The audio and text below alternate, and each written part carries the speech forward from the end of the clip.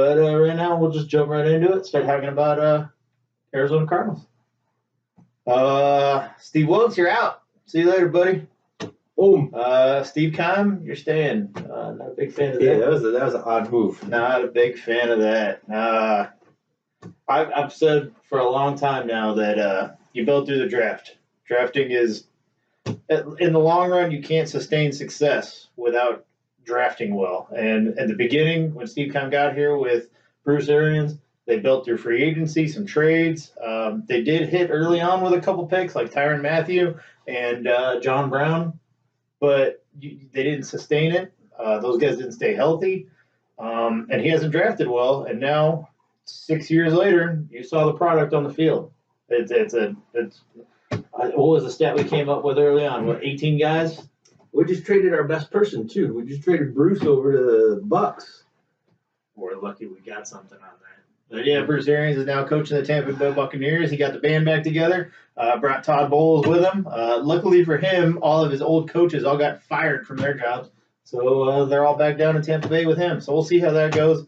He's stuck with old Jameis Winston. And don't get me started on that guy. Not a big fan of old Jameis. Good luck with that, Tampa. I'm still Bruce Arians fan to this day. Sad to see him go. But I kind of like the fact that we didn't even think about bringing him back. Only because overall, he's a much better coach than a Cliff Kingsbury will be. But he's, 65 years old or whatever? It's not the future. Let's start fresh. And Cliff Kingsbury's in now, and he's putting together a pretty good staff. The first hire they brought in, Vance Joseph, with Billy Davis, former defensive coordinator. I believe he was the defensive coordinator the year after we won the Super Bowl and helped take us to the playoffs that year, the year we lost to the Saints. So he's the linebackers coach, and also hired Tom Clements today. We're not going to hire an offensive coordinator. Brought in Tom Clements, who has been out of football the last 2 years, but spent 11 years with Brett Favre and Aaron Rodgers. That's pretty impressive. He's got an impressive resume, and, I mean, he's a little more old school. He can sit down with Kingsbury and say, this is what can work, this is what can't, with your air raid offense. And Kingsbury, we're going to see what kind of offense he's going to bring. Vance Joseph is bringing back the 3-4, which Steve Keim said was a mistake. Hiring Steve Wilkes to bring in a 4-3 and change everybody and put Deion Buchanan on the bench. There's a chance now maybe we re-sign Deion, who's a free agent. And if you can bring him back for cheap, maybe bring him back. It's kind of going to be on Vance Joseph and what he wants to do on D. Holly Saunders, she's part of the Arizona bandwagon now. So I think she doesn't get enough credit. If you don't know who Holly Saunders is, apparently Cliff Kingsbury is dating her now. Google her. Google her. Yeah. And then you'll find out who Holly Saunders is. But, yeah. You're welcome. Cliff Kingsbury's going to start bringing the ladies to the field, apparently. I think it's the sunglasses, man. Everybody says the dude looks like Ryan Gosling. You don't see it. He's real handsome. He's a good-looking dude. I'll give him that. Until you put the sunglasses on. Then you put the sunglasses on, you hit him with the right angle, with the right lighting, I guess. But, there was some kind of poll or something I saw the other day that women are starting, like, websites and stuff talking about Cliff Kingsbury and going to the games and stuff like that. It's stupid. It's ridiculous. But and we got the number 1 pick in the draft coming. It's still way too early. Bosa. We need Mel Kiper to do his thing, and Todd McShay, Todd, that guy. We don't know. And right now everybody's saying Nick Bosa, Joey's little brother. But I'm honestly not a big fan of his. Him sitting out those last few games and the way his brother has been injured and is sat out. A lot of people his brother's been a beast, though. A lot of people have said, though, that they make financial decisions. If they're not 100%, they don't play. Do you really want to risk taking the number 1 pick on a guy like that? We're all watching DeAndre Ayton right now. If you don't have the heart and the desire to be a champion and to be a winner, DeAndre's got all the talent in the world. We'll get into that later too. But you got to have the want to. You got to bring that mentality and that desire to be that number 1 pick. You might have all the talent in the world, but we'll see. I would still love for them to trade down in the draft and kind of use a little bit what the Colts did last year with their blueprint of their team. I think they were a part of the Sam Darnold trade with the Jets, and they traded down, and they ended up taking Quentin Nelson, the guard out of Notre Dame, who could have been the best offensive lineman in football this year as a rookie. The dude is a beast. But that's kind of the blueprint. Maybe trade down a little bit, take an offensive lineman, take a receiver. A lot of fans right now are crossing their fingers that N'Keal Harry drops to the second round to him. It depends on his combine. Everything he does depends on his combine. If he runs a good 40 and a good agility, he'll be a first-round pick. But maybe he doesn't. Maybe he drops to the second round, and we're seeing him at 33. Who knows? But what do you think? Bosa. What do you know about Bosa? They have great donuts. All right. This is JJ's scouting report right there. Go Devils! How about the U of A game at the end of the season? We're going to bring it up for every segment until the new season starts. Big win for the Devils against U of A. I'm pretty sure we talked about it last time. It was a tough battle, but we pulled through at the end. Lost the bowl game. I think not having N'Keal out there and just the luster of bowl games just aren't the same as what they used to be. Fresno State's decent. Yeah. They're a decent team, too. Who was their coach? Was it Tedford? Is Jeff Tedford their coach? Yep. All right. Note to self. Don't ask Jeremiah about Fresno State information. So I give the overall season, I give it a B+ for Herm and his staff and this first season here. They overachieved going into the season. I know a lot of people said with Todd Graham, we don't want to keep going 7-5 every year. But listen, this team, a lot of people predicted to go 4-8, 5-7 going into the season. Wasn't a very good team going in. Played a lot of freshmen, and they did a good job. Went 7-5, lost the bowl game, so ended up 7-6. But it's hard to count a lot of these lower level bowl games. I think the big thing from this year is they learned how to tackle. Todd Graham teams could not tackle. Which I believe they just promoted Danny Gonzalez to I think it's assistant head coach now. So he went from defensive coordinator to assistant head coach.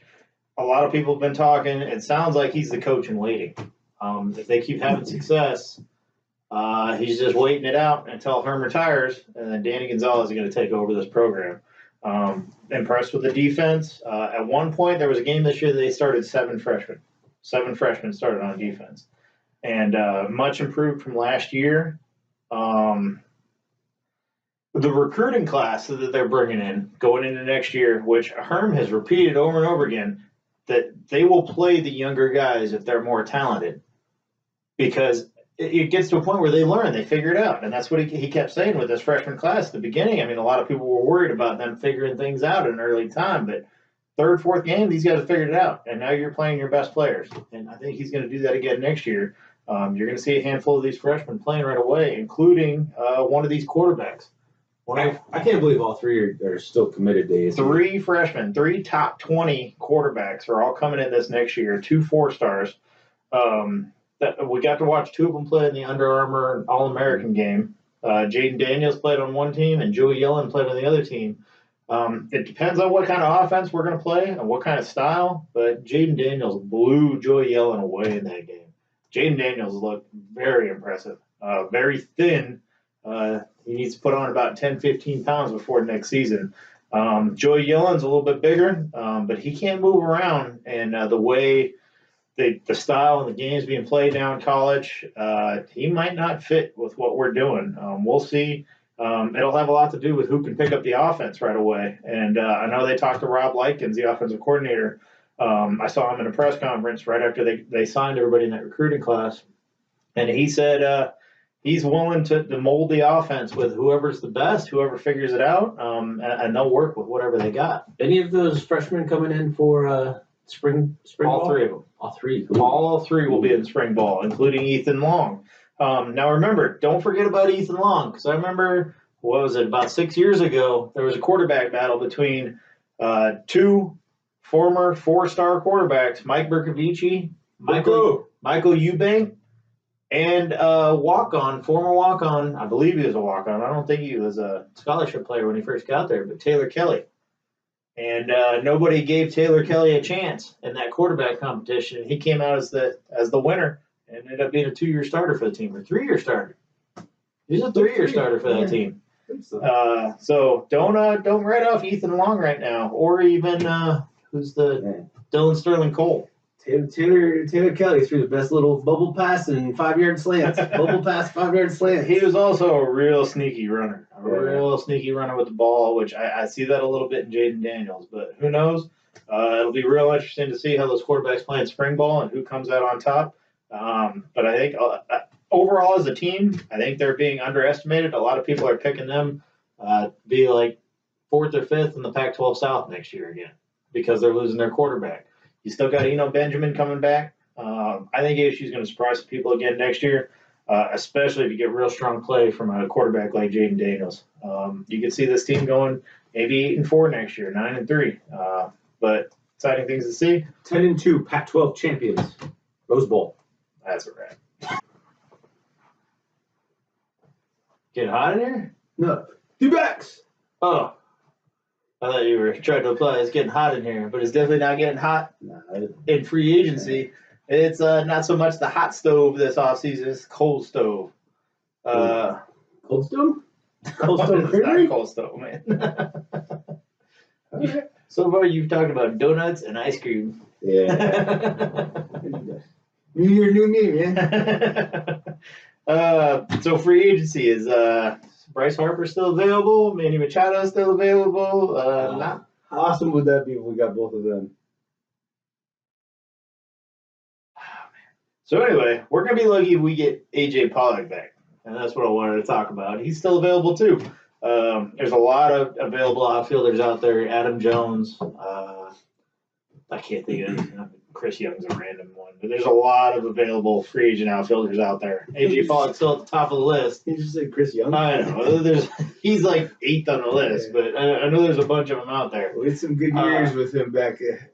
I heard recently the Dodgers are looking into bringing in A.J. Pollock. You brought up the Braves earlier. Braves take all of our good old center fielders with Inciarte, Pollock.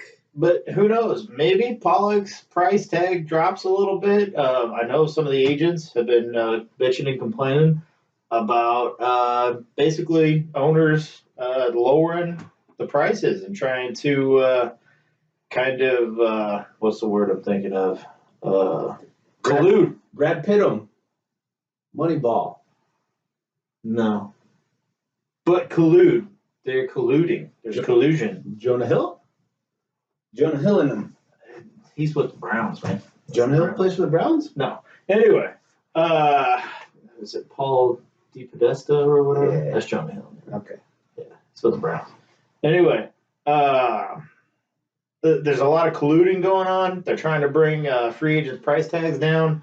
And what's funny is apparently a lot of players are complaining that they'd like to see the bottom teams. Apparently there's going to be a lot more tanking going on. We've seen it the past couple of years a little bit. The Phillies did it to build their team. Cubs did it, but it's starting to get worse and worse. There's no salary cap in baseball. There's no hard cap. You're seeing the Dodgers, the Cubs, the Yankees, the Red Sox buy all these players, and the bottom teams are just going to tank and hope to build prospects, and eventually that's how the Diamondbacks are going to have to build their team. We brought in our GM from the Red Sox, Mike Hazen, to do that task, rebuild this team. I know we went out and signed Wilmer Flores the other day. He's a nice player. He can play a lot of different positions. A lot of people are saying he's going to play second base now. We're going to move Ketel Marte to center field. I don't know how I feel about that. I think people take for granted just because you're a great athlete, they just assume you can play center field. Look at how long it took Chris Owings to become a serviceable center fielder. It took him 2 years to actually be a serviceable dude out there, especially in our field. It's a big center field, a lot of open ground. You got to cover ground. You got to react. Diamondbacks have always had great center fielders. You can't just throw a dude out there. you're going to see it. You're going to see us suffer with a center fielder that doesn't quite know what they're doing out there. Big year from Jake Lamb. From what I'm hearing now, he will platoon with Christian Walker. Lamb will only play against righties, and Christian Walker will only play against lefties. So you're going to have 2 first basemen on the team. There's still a lot of moves to make. You're going to see a lot of moves over the next 2 months. There's a lot of free agents still out there. Maybe we bring back A.J. Pollock. You've seen the Archie Bradley tweets. He came out and said he tweeted out closing time, which led everyone to assume that he's going to be the team's closer. And it looked like D-Bags got a little mad at him and said something to him. Big year from Archie and Jake, the former roommates. Dudes used to live together. I'm thinking it's a big year from Jake. Jake just bought his own house 2 months back. Lives in his own place, moved out of Archie's place. He's doing big things this year. New year, new him. Where you getting your intel, man? You have your intel. I got my sources. But Jake, congrats on the new house. Archie, closing time, damn right, buddy. Well, anyway, the next day he tweeted out, "Start him up," which got everybody in an uproar. What, is he starting now? I think he's just messing with people. Because the next day he tweeted out something like, "Time to set him up," or something like that. Yeah. Like, and speaking of Archie, dude wipes, those are awesome. That's true. Took those hunting. Had a good time. Difference maker. Dude wipes. Dude wipes. We're looking for sponsors, by the way.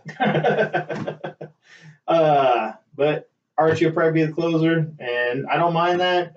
But I think you give Hirano a look in spring training. If Archie comes out and he's looking sharp, give him the job. Let's go. He brings that energy, that closer's mentality, and gets the crowd into it, man. Yeah, you're going to need that with no Goldie. You need somebody to get the crowd into it and get everybody amped up. So Archie was in Vegas today doing some Pepsi promos too. He's going big time. Archie's big time. Come out with Wild Thing. Wild Thing's your new song. Are you stalking Archie? Yeah. Is that what's going on? Archie's our only celebrity who's ever liked anything of 2 Beavs. So Archie, shout out, big prop. No props, man. That's not true. John gave a door like one of our tweets the other day. Okay, Big John. Shout out to Gambo. It's Gambo, man. It's not Big John. You have no idea who John Gavador is. No. Yeah, I do. That's all right. Oh! Yeah. If that doesn't get you excited, I don't know what will, man. I'm amped up. It's a wolf moon this weekend, too. Should be a coyote moon, but it's a wolf moon. So when the show first started, Jeremiah got really excited about the wolf moon and has been waiting this whole time to talk about the damn wolf moon. The wolf moon, there's an eclipse Sunday night, about 12:15-ish, I think.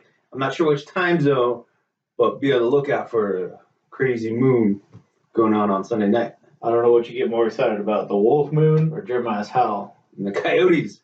And the Coyotes. No Ante Ranta. I know he got hurt probably about a month and a half ago. He was hurt before that.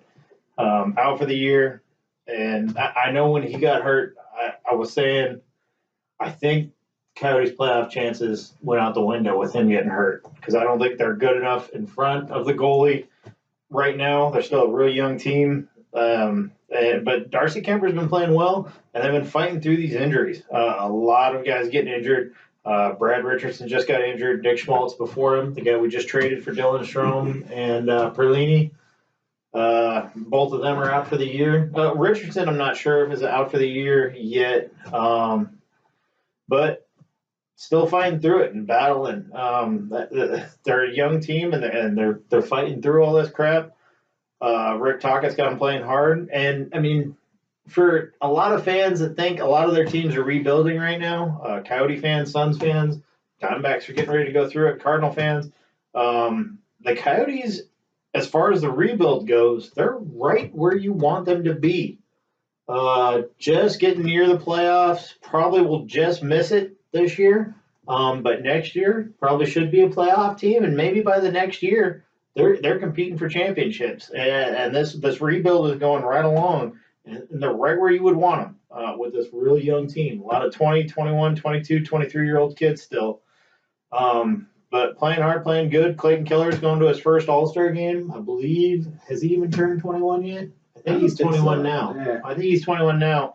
I saw him do that ride-along thing with Jody Jackson. Him and Christian Fisher. Did you watch it? He looked like a 15, 16-year-old kid. He's a freaking 11-year-old kid, man.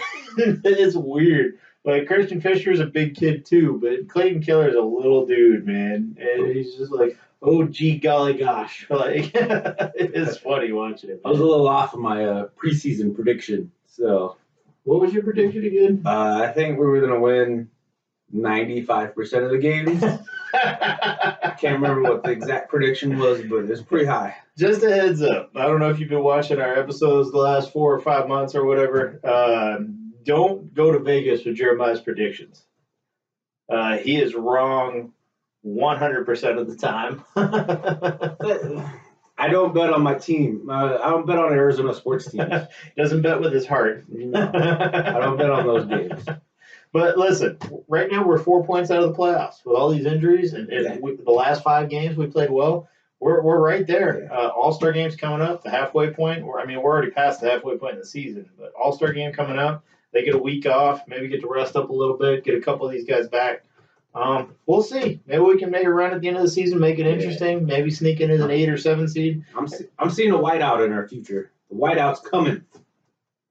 Those are, not going to lie, the most fun sporting events you will ever go to. Honest. I've been to a couple of those whiteouts during the playoffs, and I mean, out of the 4 major sports, hockey's probably. I never played hockey growing up. Living out here in the desert, out here in Arizona, you don't play a whole lot of hockey, which is getting more popular now. But I mean, the way we grew up, that wasn't that big of a deal. But going to those games, there's nothing like them. There's nothing like those whiteout playoff games. It beats Cardinal playoff games, Suns playoff games. It's amazing. It really is. That atmosphere is great. Hopefully it happens. We'll see. Go Yotes. Dribble between my legs. I don't think that intro is going to stick. But talking Devils basketball now. You really wanted to do that before every segment? I didn't know how to do an intro for Devils basketball. That's pretty embarrassing. His shot looks a lot like Sean Marion. Marion. How do you shoot like that? He shoots like Sean Marion, but except without it going in. That's not pretty. But Devils just got a big win against Oregon. Ducks. Just got done watching the game. Big win, swept the Oregon schools. Before these 2 games, I know at one point, what were we ranked? Like 16th in the country, something like that. We were working our way up. It dropped out of the top 25 with losses to Princeton, Stanford, and Utah, which none of them are going to make the tournament. None of those 3 teams. Princeton might. If they win the Ivy League, maybe. Princeton might sneak in. But not good losses. And Joe Lenardi, the bracketology expert, I can't remember if he works for ESPN or Yahoo or whatever, but he's supposed to be the grandmaster guru of the brackets. He does his early bracket predictions. And before these 2 Oregon wins, he had ASU not in the tournament, not even the last 4 in. But beat Oregon State the other night in a thriller, and then smashed Oregon tonight in a pretty impressive victory. When at one point went on like an 18-0 run to finish out the second half. This team is so frustrating, and it's so different than last year's team. Last year was a bunch of shooters, didn't play much defense. This year, can't shoot the ball at all, but hustle, play hard, play with intensity, play good defense, rebound. And what was cool about tonight's game, and I know a couple weeks ago they were giving Bobby Hurley a lot of credit for playing the 2 bigs, Romello White and Daquan Lake, started them both in his lineup, and they went out and won. I forget who that was against. I think it was Colorado.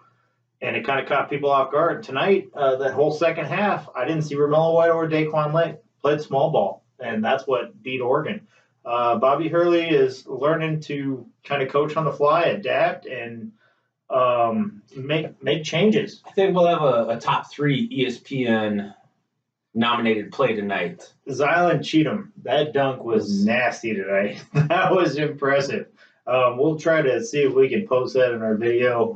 Posterize it. Yeah, it was pretty cool. If anything, go out there, Google it, check it out. Zylan Cheatham's dunk against the Oregon Ducks. So after you Google Holly Saunders, Google that dunk. Some Googling things you got. This team is still very talented. I don't know how far you can get without shooters. But then again, a lot of these kids are coming back next year, so keep building off this. I know it was a great atmosphere in the arena tonight.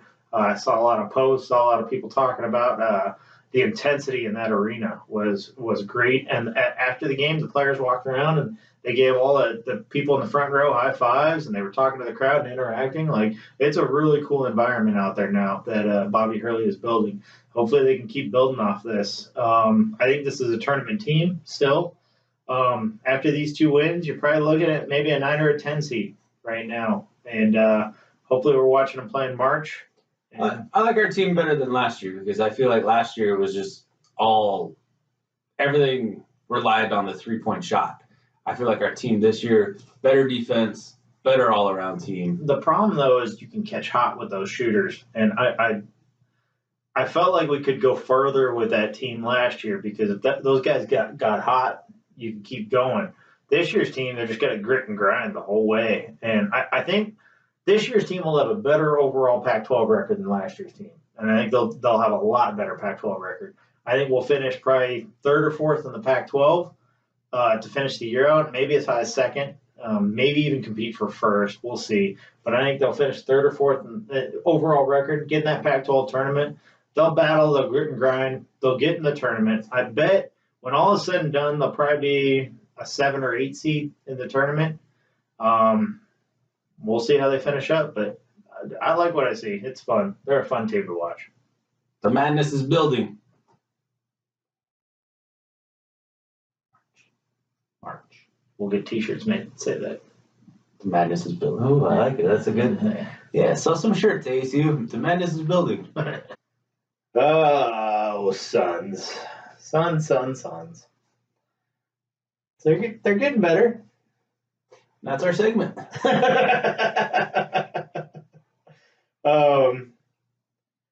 They've had their run. They made the Kelly Oubre trade, and he brought a spark, and he brought something that Suns fans hadn't seen in quite some time. A win. Have you heard of this thing? Defense? You know what that is? Yeah. Suns were playing defense. Kelly Oubre came in, brought a spark, played D. I think they won like 4 out of 5 games or something like that. They had Devin Booker on the run, I think.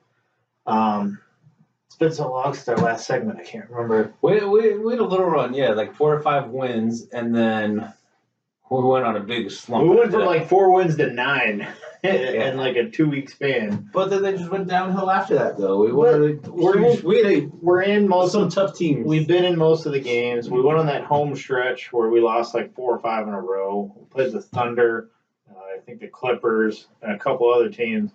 But the other night we just beat the Nuggets, and the Nuggets always give us trouble too. We're showing fight, and not too much though, because we want Zion. I want Zion. I don't want Zion. I want Ja Morant. I believe I said his name right. Never heard of him. Taylor Darcy, shout out to you. You were calling him out before I don't even know if it was before the season started. It was a few games into the season. You were calling his name out, and he just skyrocketed up the draft boards. Point guard out of Murray State. Those kid looks legit. Those Murray State players. Hold on, tonight Devin Booker just tweeted out something about that kid, saying something like "keep it up" or I forget what it was, but something crazy like that. So Devin Booker's keeping an eye on him. So Suns fans, start watching that kid. He's impressive, and that's what we need. We need a point guard, and I have to add him to my Google list after this. But I know a lot of people right now are talking over the last week. Dennis Smith Jr. Trading for Dennis Smith Jr. From the Dallas Mavericks. He's not happy. He's been sick for like 2 weeks now, not playing. He wants out. And a lot of Suns fans, they're 50-50 on whether or not they want to bring him. As far as being a point guard and the style the Suns want to play, he doesn't fit. But here, I thought really hard about this, and I agree he doesn't fit. But if you can get him for cheap, let's say like I don't even know what kind of deals, because the Suns apparently have no interest in him. There hasn't been anything really thrown out. If you can get away with not giving up any kind of first-round picks for him, maybe a player here and a second-round pick there or something like that. I don't know what the asking price for him is right now. But if you can get him for cheap, like we got Oubre for cheap, Oubre was a freaking steal. Basically, it was Trevor Ariza for Oubre and Austin Rivers, which we let Austin Rivers go. But just Oubre in itself is better than Trevor Ariza, just even if it's for 1 year, which I think we're going to try to re-sign him. But if you can get Dennis Smith Jr. for cheap, why not roll a dice on something like that? He's a freak athlete, and maybe he can come in here with a young team that is willing to embrace him and do your thing, dude. Maybe it all works out. Devin Booker can kind of become that 2 guard, be that outside guard. And I knocked down the Beaver. Drop the Beav. Okay. Oh, you all right, buddy? Calm down. Lay off the Coors Light there, buddy. So if he can come in, maybe play some defense, use that athleticism on the defensive end, and maybe drive to the hoop, kick out, get Devin Booker involved. Devin Booker, he's a 2 guard, man. I like how he's trying to be that James Harden role, but that's not. We're not going to win a championship with him doing that. He needs to be that 2 guard. Let's spread the ball out, and let's. I don't know, and I don't know what the asking price is for Dennis Smith Jr. right now, but it's something to look into. I really liked him coming out of college last year. Don't we still have a ton of small forwards? We do. Give them one. Well, which one? Their pick. No, not their pick. I take that back. No, and I know you got. I don't know. I don't even know what to kind of think about and go off of there, but it's something to think about. Booker needs to stay healthy. That's the biggest thing. He keeps getting hurt and then coming back. It throws off the whole flow of the team. He needs to stay healthy, and we need to establish an identity as a team with him on the court, us playing defense, maybe put Oubre in the starting lineup. Maybe put Bridges on the bench. I don't know. I've said all along, I think T.J. Warren is meant to be a 6-man. On a championship team, I think T.J. Warren should be that number 1 go-to scorer off the bench. And bring him in, that second unit, let him score, let him go to town. But maybe bring in Oubre in that starting lineup. So we'll see. There's some things they can do. But right now, I mean, they're growing. Aiden's growing. He's not Doncic. I hate to say it. I think Luka Doncic is probably should have been the pick, but Aiden's still a beast, and he's gonna put up numbers.